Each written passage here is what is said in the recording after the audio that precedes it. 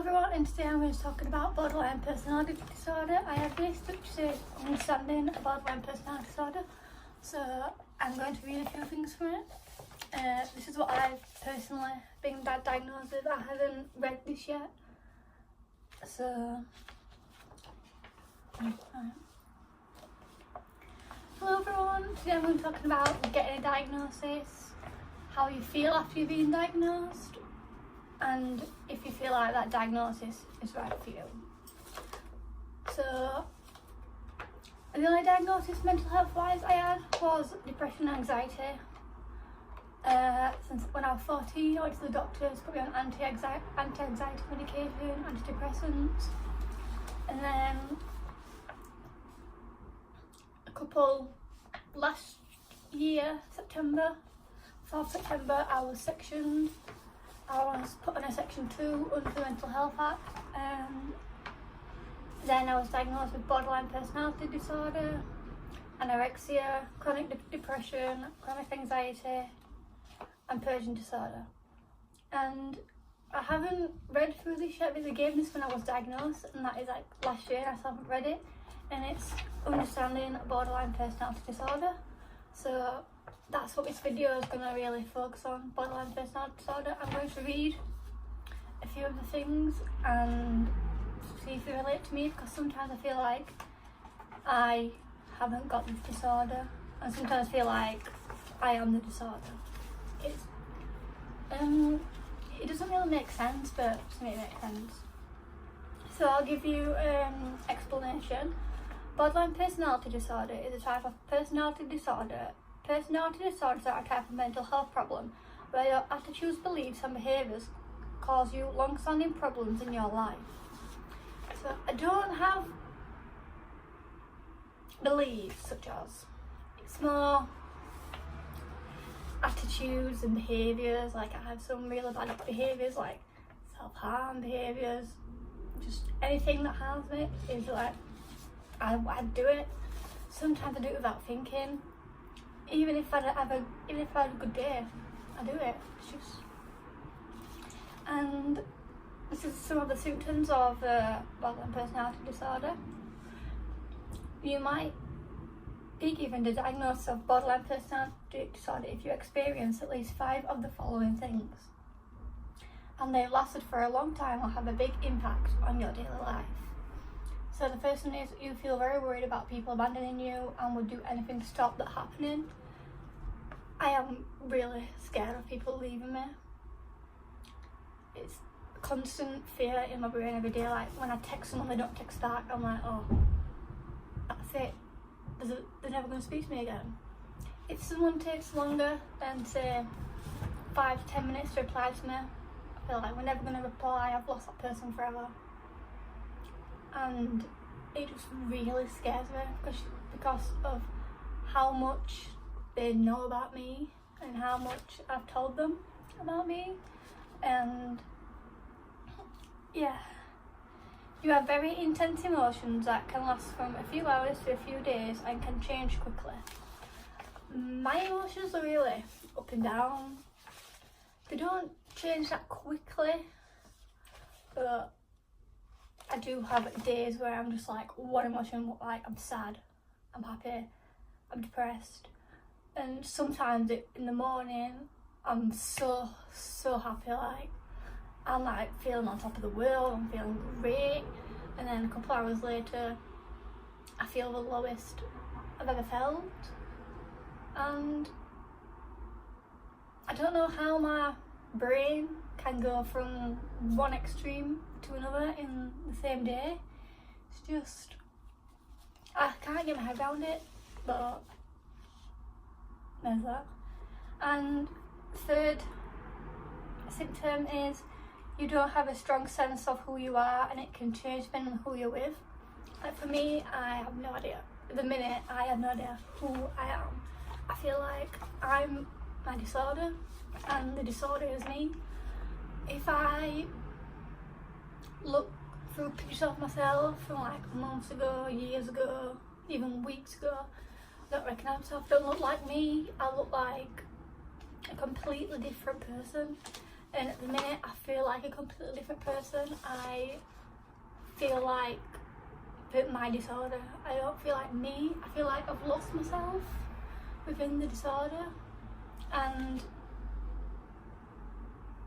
it's kind of upsetting because I feel like my family and my friends, they've lost someone because I'm not that person anymore, and that upsets me, but I can't help how I feel and how I act sometimes. You find it very hard to make and keep stable relationships.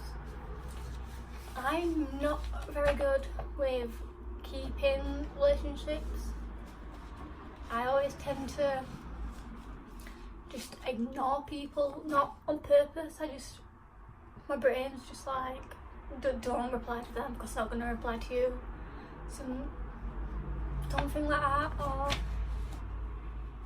I meet up with a friend and then I do something and then we're like, oh well, I don't want to see you again because you did that and it wasn't normal or something like that.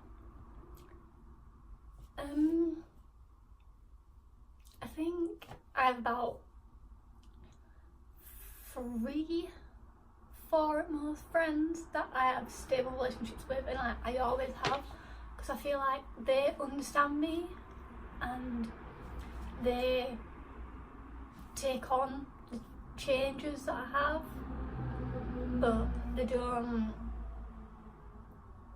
I'm not saying they don't care, it's just it doesn't faze them because they know it's gonna happen at some point, if you get me. And honestly, they are the friends that I cherish the most because they're always there for me, and even if I say something horrible to them, they'll just practically ignore it and be like, well, you're in one of them moods, but it doesn't matter. And they're the type of friends that you need, and that will always be there for you. That's what I've worked out. You act impulsively and do things that could harm you, such as binge eating, using drugs, or driving dangerously. I am very impulsive.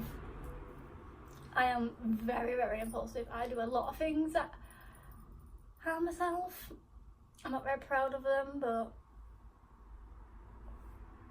it's an addiction. And that's what people don't understand. Like, self-harm is an addiction. Purging is an addiction. And sometimes yourself, you don't even want to do it, but you do it anyway. And that's what it is. Acting impulsively and doing some time yourself, it does become an addiction because it does release endorphins in your brain, it does release serotonin, it makes you feel better once you've done it. And that's how you know you're not well, once you've done something to take yourself and after it you feel better. That's when you need to realise that your brain is sick, and it's not normal to like the feeling of hurting yourself or doing something to harm yourself. And that's when you need to realise you need to get help, you need to reach out to someone, because your brain is just like any other organ. Your brain gets sick, like your liver gets sick, and that's what people need to start understanding. You have suicidal thoughts or self-harming behaviour. I have a lot of suicidal thoughts. I really struggle to come to terms with them. I really struggle to not try and act on them, and it is really, really hard. Self-harming behaviours, I'm not doing very good with that at the minute. It's the only thing that makes me feel better at the minute. I know I shouldn't be saying that, and that's just part of the disorder, and it's the only thing that makes me feel better. And it's the only thing I can do to give myself that release. And once I've had that release, I feel better. And it just builds up and builds up, and you can feel it building up. And at some point, like, it's gonna happen. And people need to realise that sometimes you do self-harming behaviours without even thinking about it. Like, I've done it a few times and I'm like, oh, like, I didn't even think I was doing it, but I was. If you understand that. You feel empty and lonely all of the time. I could be surrounded by 1 million people and I'd feel alone. I feel like no one in the room would want to talk to me, and I feel like I'm just being backed into a corner because I don't feel like myself. So at the minute, like the other day I went to a party and there was a room full of people that I knew, and I was just stood in the corner on myself because I didn't know what to say to them. I didn't know how to act because I don't feel like me. I don't feel like myself. And that's what people don't understand.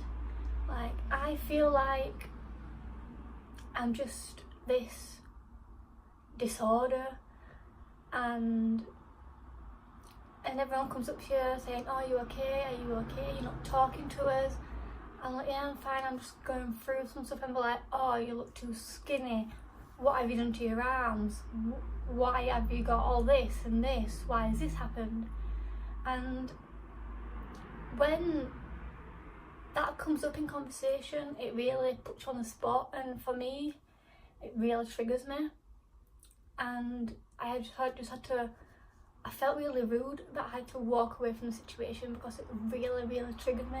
Like, people talking about my self-harm scars, or about my suicide attempts, or about my not eating, about me purging. It just triggers me so much, and I've told them time and time again, just don't talk about it in front of me because it does trigger me, and just they don't understand that, and that's what they need to understand. And you get angry and struggle to control your anger. When I'm angry, and you know I'm angry. I will start throwing stuff, anything. I'll start punching stuff. I'll just wreck anything that is in my way. And I know I shouldn't, but I just can't control it. I've tried, and the fear of anger just overwhelms me, and then I can't get to terms with it. It's just really, really overwhelms me, and that's the only feeling I can feel at that point. And the only way to get rid of it is to act on that emotion. But that is the worst thing that you could do. So I've broke so many valuable things to me now. When I've been angry, I've been upset, and without thinking, I've thrown it against the wall, I've ripped it up, I've thrown it against something, I've smashed it, and then I'm like, well, I haven't got that sentimental value of it anymore because I've done that, I've ruined it.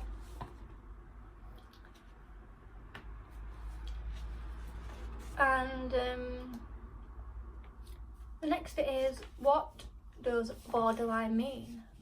Because I was like, borderlines, it means like, once I was told I had borderline personality, I was like, borderline? Like, have I got it or have I not? And they were like, no, it's not like that, not like that. And I was like, well, what does it mean? But in here it says, the term borderline personality disorder came about because in the past, doctors used to think you could be on the borderline between psychosis and neurotic mental health problems. Mental health professionals don't usually talk about mental health like this anymore, so if you get a diagnosis of borderline personality disorder, it can be hard to understand what it means, because I wasn't told what it means, and I was like, alright, well, because I was like, well, what is it? And some people, some doctors, some professionals call it emotionally unstable personality disorder, as they feel it's a clear description of the experiences you might have with the diagnosis. The terms BPD and EUPD both refer to the same mental health problem. See, I don't like the term emotionally unstable personality disorder, because then I feel like my emotions are just all over the place. I don't control my emotions control me, and I just don't think it's a nice way to say it, or I don't think any professional should really use emotional unstable personality disorder as a borderline personality disorder, because that makes me feel even worse.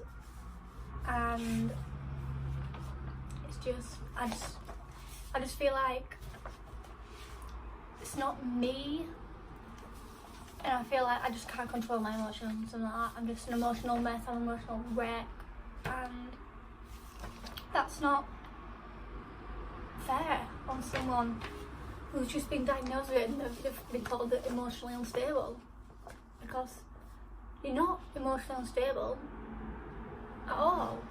You're just not well. What causes BPD? There's no clear reason why some people develop borderline personality disorder. More women are diagnosed than men, but it can affect people of all genders and backgrounds. However, most researchers think that BPD is caused by a combination of factors such as difficult childhood and teenage experiences, genetic factors, and your personality in general. And it says, how could childhood experiences? It's not clear what causes borderline personality disorder, but if you get this diagnosis, you're more likely than most have a very difficult or traumatic experiences growing up, such as chronic fear or distress, family instability, such as living with a parent who is alcoholic or struggles to manage mental health problems themselves, sexual or physical abuse, neglect, losing a parent.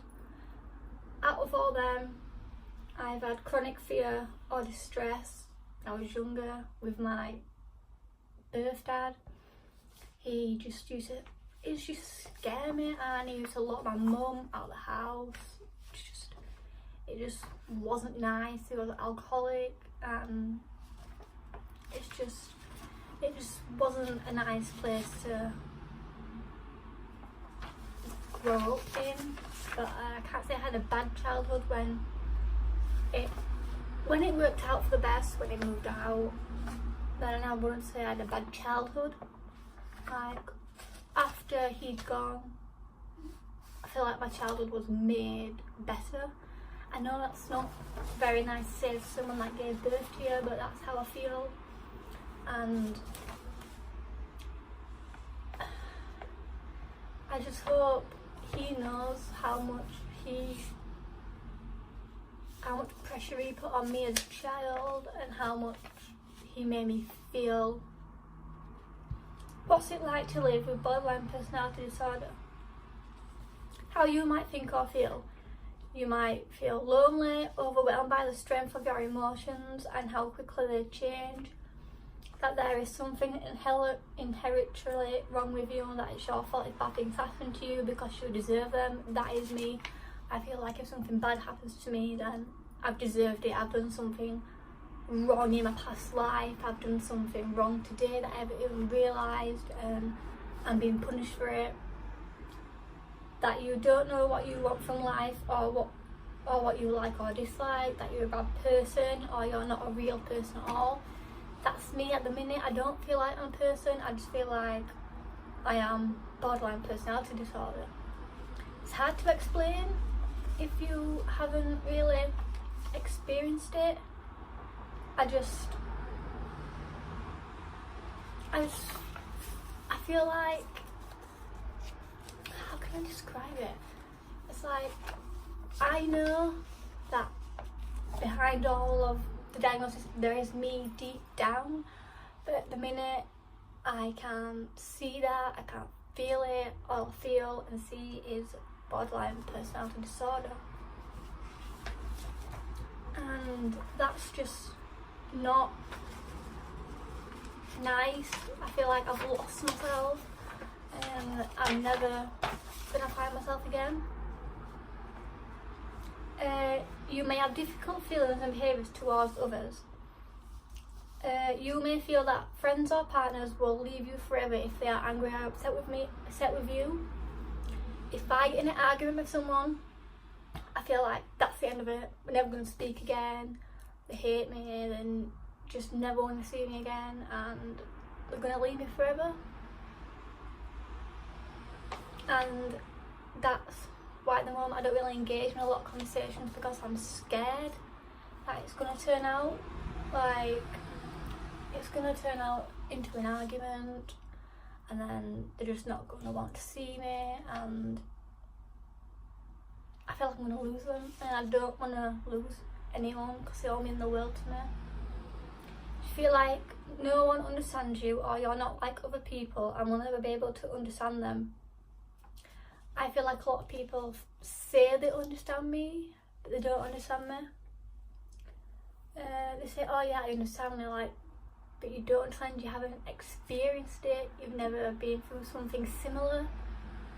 If you say to someone a mental health problem, a mental disorder that you understand, and you've never been through anything like that, you've never felt anything like that, I don't feel like you have the right to say that you understand, because that's just going to make them feel more upset, make them feel angry, because you're saying you understand and you don't, because you've never been through it, you never experienced it. And that is the one thing that really annoys me, because I understand why you've done this, I understand. I'm like, yes, but you don't understand. You've never felt how it feels to get an urge, never felt how it feels to be so angry for no reason. You just haven't felt it, so I don't get how you can say you understand when you don't. I know I'm just trying to be there for you, trying to be a friend, saying, yeah, I understand, I'm trying to be there for you, but then they don't understand, and that's what we need to, like, now I've started trying to explain to them what it feels like, and they're like, oh, I didn't know it was like that, I thought it was like this, and I'm like, this is how I get people to understand. You tell them what it really feels like, and so now my friends understand, and they don't go, yeah, I know, I relate to that, and I'm like, no you don't, but like, now I understand. They're like, I've never been through anything like that, I've never experienced anything like that, but I know they're there for me if I need them, which is a lot better than a couple of months ago when they were like, oh yeah, I understand what you're going through, I understand it, whereas they didn't understand it. And now I feel like they're getting to understand it more and more as I open up. You feel like some people are completely perfect and could never do bad things or hurt you, whereas others are completely terrible and could never do anything good or kind, and there is no middle ground. This is sometimes called splitting or black or white thinking.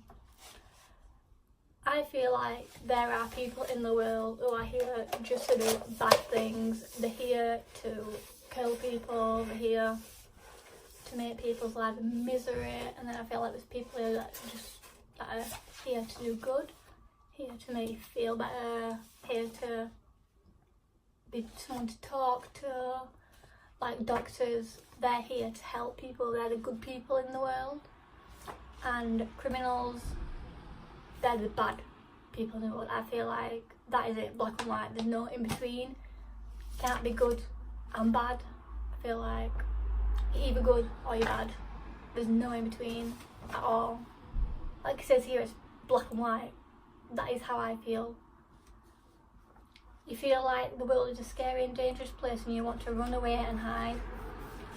When I was inpatient, I did hide a lot. I sat under my desk a lot because I was scared of not feeling safe. I felt, because it was such a tight place to sit. I felt really safe. And once the staff told me to get out or dragged me out, I was like, no, it's not safe, I can't, it's not safe. And they didn't understand that I didn't feel safe unless I was under that desk. And it was a horrible feeling. I felt like as soon as I got out from that desk, something was going to attack me. And it's not a nice feeling at all. And it's not a feeling you want to experience. It's like you're even scared of going outside. I didn't go outside for 4 months because I was so scared of what might have happened to me, or what will happen if I go outside. Will I cause something to happen? And it just really scared me. And experiences of facing stigma. There is so much stigma around mental health. I don't get why there's no stigma around physical health, so why mental health? Mental health is just as important as physical health, and people need to realise that. Because borderline personality is a complex diagnosis, not that everyone understands well. You might find some people have a negative image of it or hold misconceptions of you. This can be upsetting and overwhelming, especially if someone who feels this way is a friend, colleague, family member or a healthcare professional. I feel like my family don't understand at all, and they say I'm a different person now, and I'm like, but I'm still me, and they like, no, you're not you at all. And that really gets to me. It's like, well, if I'm not me, who am I? Like, who is this person? Like, if I'm not me, if my family don't recognise me as me, then who does recognise me as? It's not a nice feeling at all.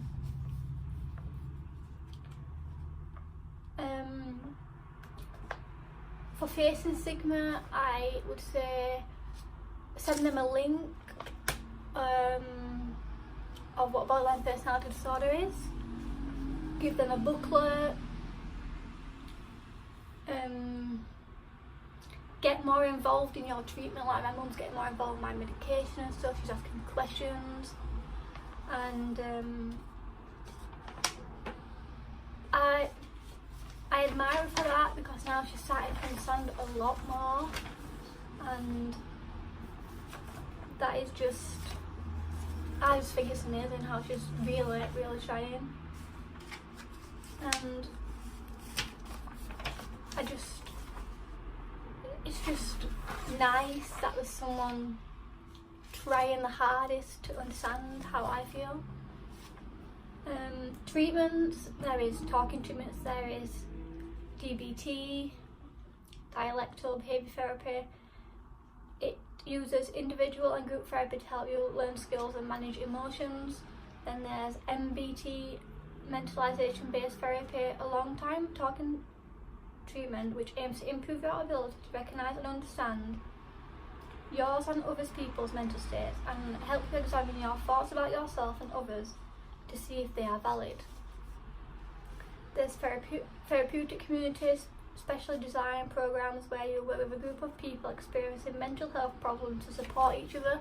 So they might not have the same diagnosis of that you have, but they also have a mental disorder. And I feel like people who have a mental health diagnosis understand each other more than someone who hasn't. There's other talking techniques such as CBT, cognitive behavioural therapy, and it aims to help you understand how your thoughts and beliefs affect your feelings and behaviours. Cognitive analytic therapy combines CBT's practical methods with a focus on the relationship between you and your therapist. And there's obviously there's medications that you can have. There's no drug specifically licensed to treat borderline personality disorder, but your doctor might offer you psychiatric medications such as antidepressants, antipsychotics or mood stabilizers to help some of the problems you experience because of or as well as borderline personality disorder. There is, and because when I was diagnosed, told me I might also have bipolar, and in this booklet it does say borderline personality disorder, that says some of the symptoms of bipolar disorder are very similar to borderline personality disorder, such as mood swings between extreme emotions, impulsive or risky behaviour, suicidal thoughts or self-harming behaviour. Because of this, mental health professionals might find it hard to work out if you're experiencing borderline personality disorder or bipolar, and you might be offered treatment for bipolar instead. So they told me when they came, they told me that this is my last medicine change for borderline personality disorder. If it doesn't work, they're going to start me on bipolar disorder medications, and that is kind of scary because I feel like everything I think and feel is just the disorder because it's not getting treated, and I just feel like that's just who I am. I'm just this disorder. I'm not me anymore, and it's not nice to feel like you've lost yourself, and that's how I feel. Depression and psychosis come along with borderline personality disorder. Depression is because you have feelings of low mood or suicidal thoughts. First speak to your doctor. It says first speak to mental health. Your GP might offer you treatment for depression without realising that you're also experiencing other symptoms. So if you are depressed and you feel like you've got other symptoms too, make sure you tell your doctor and they can refer you to a mental health specialist. If you experience borderline personality disorder, you might sometimes experience symptoms of psychosis, such as seeing, hearing, or believing things that other people don't, or experiencing paranoia. Mental health professionals might sometimes focus on offering you treatment for psychosis rather than exploring whether these experiences might be a symptom of borderline personality disorder.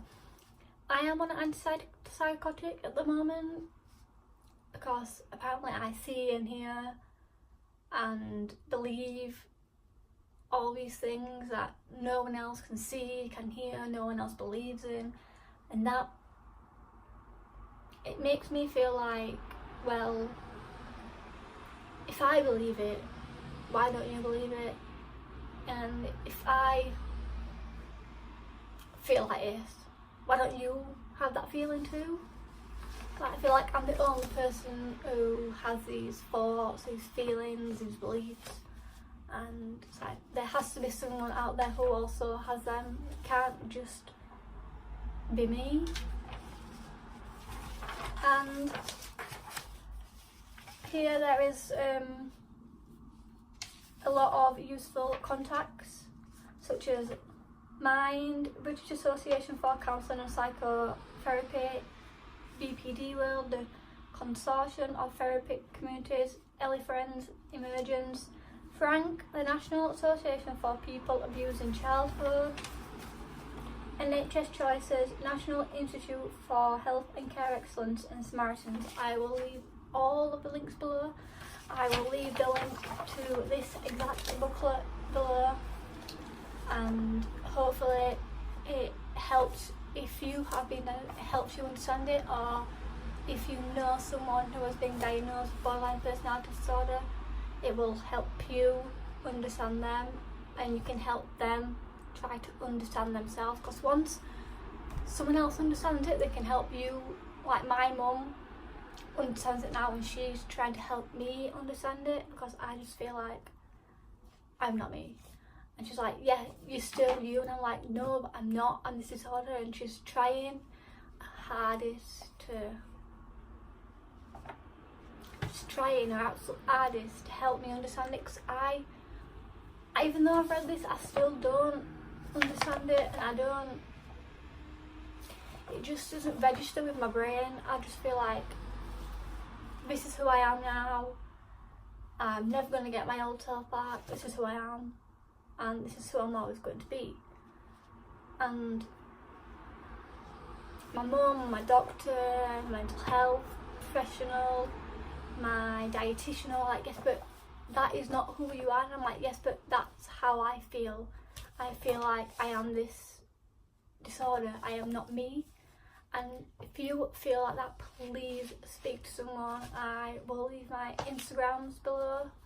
If you want to talk to me on there, I'll try my hardest to help you. I can't promise anything, but I can give you tips. I can give you advice that I've been given to see if it helps you.